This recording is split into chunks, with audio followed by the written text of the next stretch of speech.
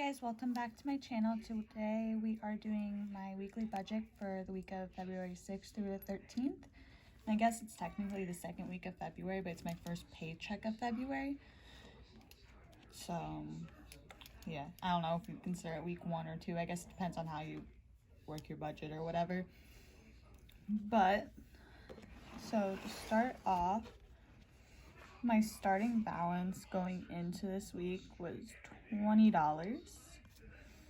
And then my total income was $719. So that means we're working with a total of $729. So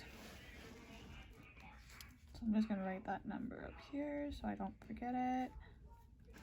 And then my rent for this week is gonna be $163. My rent's $650 a month. We live in upstate New York, rent 2-bedroom apartment. It's above a bar. So it's not exactly the nicest apartment, but it's not ridiculously expensive. It works. And then my bill split, and I had someone ask me about this in my last video. I take out a weekly amount for all these bills and put them into separate Capital One 360 accounts. That way, and then when the bill is due, it just automatically withdraws from that account. I don't have to do anything. I don't have to worry about it. It's already there. And it just pays out of that account. And that total is $160. So that's $35 for my electric. My Spectrum is $18. My Geico's $49. I believe, yeah. $49, but my premium went down. So I have to refigure out how much it actually is, because it was like $198 a month and now it's $174 a month or something like that. So I do have to go through and rework this. But for now, I'm just going to leave in, rework it next month. And then my phone bill. Ooh, how much was it? 35, 18, 49. I think it's 58, if I remember right. Yeah, that sounds about right, I think. I'll do the math in a minute, make sure that's right, but I'm pretty sure it is. And then I do $20 a week for gas. We both work close. We have one car. And we both work within like 5-10 minutes of the house, so we don't use a whole lot of gas. Groceries, I budgeted $75. And eating out, I budget $25. And this is where I've been struggling the most with my money, is the fact that we end up eating out more than I'd like and still spending more on groceries than I'd like.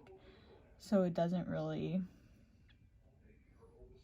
balance out. We're overspending in both categories, which I'd rather overspend in one and underspend in the other, or get them both controlled, but that is what it is. And then, so I have my buffer over here, and I always try and leave $50 in my account. That way it's never at zero. It may be a zero-based budget, but there's always some money in the account in case something goes through, like the PlayStation Live, whatever it's called, that bill. I have no idea when that pulls out, and I've been trying to figure it out for months, and I cannot figure out when it actually comes out. So I really need to sit down and look at that. But in case like that pulls out, or my daughter, we got her an Amazon tablet for her birthday last year, and it came with a year of the Amazon free time. Well, I didn't pay attention to it, and that's starting to pull out of my account too. So just for little things like that. And then I like to save about 5% of my income, spend 5%. And so that comes out to about $35 each. And then I'm going to do some quick math here and then get my amount for my debt snowball and my total expenses and what we're looking at. So my total expenses for the week was $443, and I messed up my math. This is supposed to be starting with $739, not $729 that I wrote down. But my total expenses for the week is $443, and then that leaves me with $177 after I take out my personal money and my savings. My savings I'm trying to treat more as a bill so that I know I'm actually saving money every month. I have some different goals I'm trying to reach, and I just need to be putting a little bit away each month or each week or whatever. So I'm trying to make sure I treat that as a bill and do that first before I do anything else. And then my spending money, I'm not doing sinking funds right now just because I'm really trying to get other things under control first. But I'll use my spending money for things that you would normally have a sinking fund for. So like I have an oil change I need to get done and Valentine's Day coming up, so I'll just put more of my spending money towards that. And then my City Plus card is my debt for my debt snowball, which that and my student loan are right about the same amount. They're both at $2,500, but the City Plus card is a balance transfer, so it's 0 interest for like 15 months, I think.